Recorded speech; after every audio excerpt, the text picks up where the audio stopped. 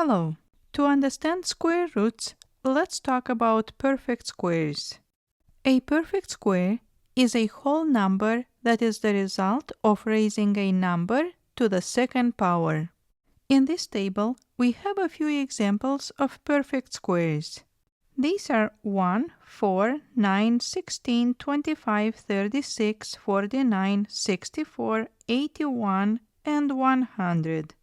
Now let's write 5 to the second power equals 25. Here 25 is a perfect square and 5 is a square root of 25 because this is a number that we square and we get 25.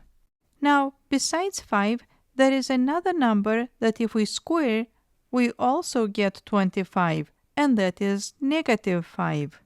So negative 5 squared is also 25, and negative 5 is another square root of 25. So 25 has two square roots. One is 5 and the other one is negative 5. Now out of these two, the one that is positive is called the principal square root. To find the square root of 25, we use the radical symbol.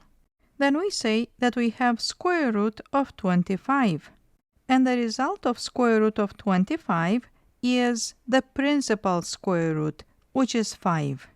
So this is how the radical symbol works. Out of these two square roots, it gives us the principal square root. Now let's see a few examples. The first one is square root of 16.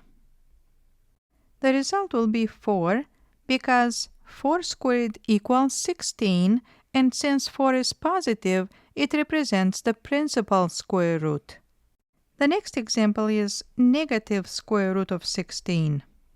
So here we have a negative in front of the square root, so we will bring the negative to the answer. Then square root of 16 equals 4, so the result is negative 4. Another example is square root of negative 16. Now the result is not a real number, and that is because there is nothing we can raise to the second power to get a negative number. So square root of negative 16 would be an example of an imaginary number. I hope you enjoyed this video and thank you for watching.